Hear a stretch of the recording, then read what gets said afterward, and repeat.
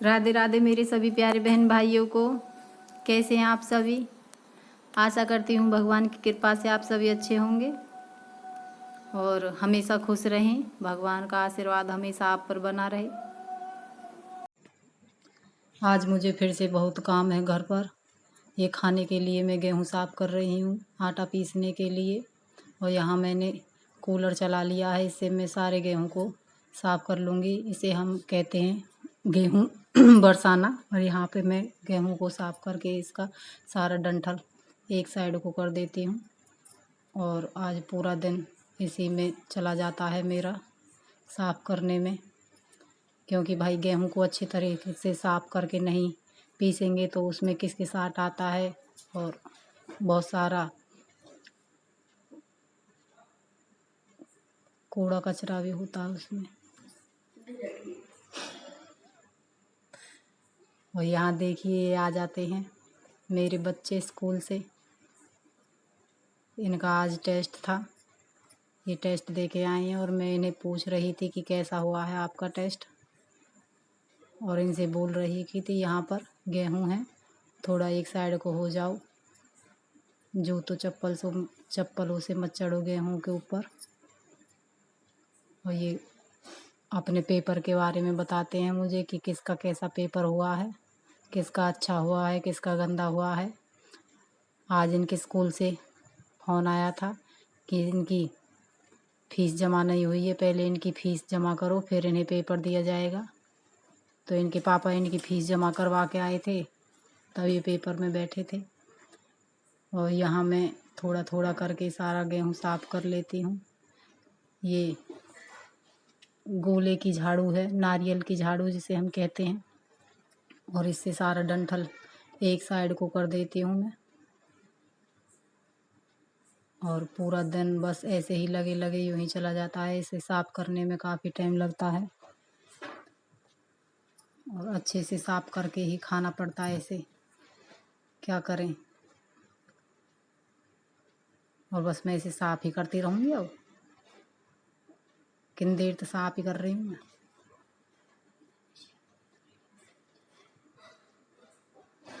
हाँ भाई, साफ़ सफाई करनी ज़रूरी है, मुझसे नहीं ज़्यादा बोला नहीं जाता। और यहाँ पे देखिए मैं इन दोनों पे यहाँ पर चिल्ला रही हूँ, इनसे कुछ कह रही हूँ, लेकिन ये मेरा कहा नहीं मानते। और यहाँ मेरे जब मैं इनको साफ़ करने लगी थी तो पहले ही मेरे बाल खुल गए थे, मेरी बालों में से रबड़ निकल कर नीचे गिर गई थी।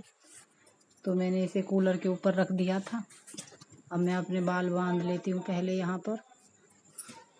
और इनसे मैं चिल्ला रही हूँ, यहाँ पे इनसे भी कुछ कह रही हूँ, क्योंकि ये है ना दोनों बहुत सताते हैं, कहा नहीं मानते बिल्कुल। मैं इनसे कुछ कह रही हूँ गुस्से में, ये मानते नहीं हैं बिल्कुल भी। और इनमें एक चमाट लगाती हूँ जाके अंदर, फिर वापस आकर फिर से गेहूँ साफ़ करूँगी। बस भाई, जिनके इतने बड़े बड़े बच्चे होते हैं ना, वो इतना ही सताते हैं अपने मम्मी पापा को और ऐसे ही पिटते रहते हैं। वो ऐसे ही चलता रहता है सबका। लेकिन गेहूँ साफ़ करके खाना ज़रूरी है, क्योंकि शहरों में तो रेडीमेड मिल जाता है, लेकिन भाई गांव में बहुत कम रेडीमेड मंगाते हैं। और अपने खेतों से ख़रीदा हुआ ये गेहूँ है, ये इकट्ठा ही लेके भर लेते हैं और फिर इसे जितना आटा चाहिए उतना उस हिसाब से साफ़ करते हैं, फिर चक्की पे पिसवाते हैं और तब इस्तेमाल करते हैं। और यहाँ पे देखिए ये शिकायत लेके आ गया है संजना की कि मम्मी देख लो, संजना दीदी मुझे मार रही है। और मैं इसकी बात अनसुनी करके अपना गेहूँ साफ़ करने में लगी रहती हूँ, क्योंकि भाई कब तक सुनूँ इनकी। ये ना ही तो खुद कुछ करते हैं और ना ही मुझे कुछ करने देते हैं। बस इतना टाइम कहाँ है मेरे पास जो मैं इनकी सुनती रहूँ। मुझे तो सारा काम करना होता है घर का। यूँ ही मैं इनकी बात अनसुनाई करके फिर से लग जाती हूँ गेहूँ बरसाने में। यहाँ पे गेहूँ हम इसे कहते हैं गेहूँ बरसाना, क्योंकि ऐसे ऊपर से उठाकर किसी बर्तन में भर के गेहूँ को ऐसे ऊपर से डालते हैं, तो इसे गेहूँ बरसाना बोलते हैं। और ऐसे ही बरसा बरसा के मैं सारा गेहूँ साफ़ करती हूँ। हमारे तो घर में ही चक्की है, हमारे यहाँ तो चक्की ही बोलते हैं। आपके यहाँ आपके यहाँ भी चक्की ही बोलते होंगे, चक्की बोला जाता है सभी जगह। और घर की चक्की से ही मैं आटा पीसती हूँ अपना अपना अपना ही पीसते हैं भाई, बाहर का तो नहीं पीस पाते क्योंकि बिजली का बिल बहुत ज़्यादा हो जाता है ना, इसलिए अपना काम चल जाए वही बहुत है। और यहाँ पे ये देखिए, इस मैं यहाँ झाड़ू से इस डंठल को गेहूं से अलग कर रही हूँ। इसे ऐसा मत समझना कि ये गंदी झाड़ू है, नहीं भाई, ये सिर्फ धो के इस्तेमाल की है और इसके लिए ही स्पेशल मंगवाई गई थी, गेहूं के लिए ही। लेकिन थोड़ा बहुत इससे कुछ करना भी पड़ जाता है तो मैं इसे धो कर साफ करके रख देती हूँ, क्योंकि गेहूं के लिए इस्तेमाल होती है ना ये साफ करने के लिए। बिना इससे डंठल अलग भी नहीं हो पाता है, इसलिए। यहाँ देखिए, ये वीडियो काफ़ी लंबी हो गई है, बोलते बोलते मैं भी थक चुकी हूँ। और बिजली भी बहुत सताती है, टाइम से आती नहीं है। और यहाँ देखिए, अब मैं आ जाती हूँ अपने पशुओं के लिए चारा काटने के लिए मशीन से। और यहाँ मैं पशुओं के लिए चारा काटूंगी।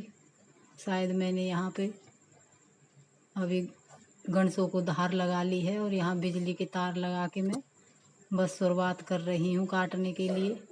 ये ना जाम हो रखी है और इसे ऐसे घुमाना पड़ता है, कभी कभी कपड़े आने का भी डर रहता है। आज मेरे कपड़े आने से बस बाल बाल बचे हैं, वरना आज तो कल्याण हो ही जाना था, मेरा जान चली ही जाती। भाई ये देखिए, यहाँ पे मैं शुरुआत कर देती हूँ चारा काटने के लिए।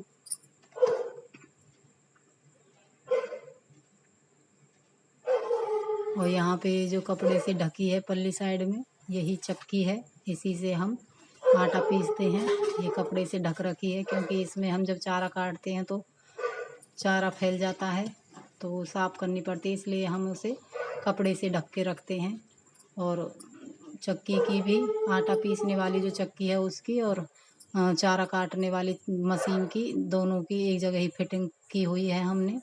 और यहाँ देखिए, एक बार मेरा कपड़ा आ जाता, बस बाल बाल बची हूँ आज। ठाकुर जी की कृपा नहीं होती तो शायद न जाने आज क्या हो जाता। लेकिन कहते हैं ना कि किशोरी जी की जिस पे नज़र पड़ जाती है उसका तो कोई बाल विवाह का नहीं कर पाता। बस यही मेरे साथ हुआ, आज बच गई। और यहाँ पे मैं सारा चारा काट देती हूँ ऐसे ही। भाई बहुत मेहनत लगती है वीडियो बनाने में भी, काम करने में भी, और अकेले ही सारा कुछ मैं करती हूँ। ये वीडियो बनाना और एडिटिंग करना मुझे अभी ऐसा कुछ खास आता भी नहीं है, लेकिन जितना भी बन पाता है मैं उतना कर लेती हूँ। और आप प्लीज़ मेरा सपोर्ट कीजिए, मेरे चैनल को सब्सक्राइब कीजिए। और क्या बोलूँ, बस मेहनत तो हर चीज़ में लगती ही है और करनी भी पड़ती है भाई। बगैर मेहनत के तो कुछ हासिल भी नहीं होता, मेहनत तो सभी को करनी पड़ती है। और यहाँ देखिए, मेरा ये सारा चारा कट जाता है और इसके बाद मैं इस मशीन को बंद करके और गंडासों को कपड़े से अच्छे से पोंछ देती हूँ, क्योंकि ये गीले हो जाते हैं ना तो इनमें जंग लगने का खतरा होता है और जंग लगने के कारण फिर ये जल्दी से ख़राब हो जाते हैं। और कपड़े से जब हम इन्हें साफ़ कर देते हैं तो ये इतनी जल्दी ख़राब भी नहीं होते। तो भाई कपड़ों से साफ़ करना बहुत ज़रूरी होता है। यहाँ मैं बिजली के तार हटा देती हूँ। हर चीज़ में खतरा होता है भाई, क्या करें, लेकिन करना पड़ता है। खतरों से ऐसे डरेंगे तो काम नहीं कर पाएंगे, काम तो सभी करने पड़ते हैं। और यहाँ देखिए, मैंने साफ़ कर देती हूँ अच्छी तरीके से। भाई बस ऐसा ही बोला जाता है, आप मेरी भाषा पर और मेरे बोलने पर ज़्यादा ध्यान ना दें, जैसा भी बोला जाता है बस आप मेरी मेहनत को देखें और कृपया मुझे सपोर्ट करें। और यहाँ देखिए, दूसरे दिन मौसम ख़राब होने के कारण बारिश का मौसम हो रहा था और मेरी बेटी ने बोला था क्या, वो तो अचानक से बनाने लगी थी, मुझे बस उसने सरप्राइज़ दिया था कि मैं उससे बस बोल ही रही थी कि आज तो चाय पकौड़े का मौसम हो रहा है। और मैं अपना कमरे में बैठ गई थी पंखे की हवा लेने के लिए और वो चाय और पकौड़े में लग गई। और ये देखिए खूब अच्छे से बारिश पहले होली थी और अब भी हो रही है। और यहाँ हम बैठ के आराम से चाय पकौड़े खाते हैं। और कप में भाई मैं पीती हूँ चाय और कटोरी में मेरी, तो आप भी खा लीजिए। और भाई बस अब मिलते हैं अगले व्लॉग में, तब तक के लिए राधे राधे। और आप सब खुश रहें। राधे राधे सभी को। राधे राधे।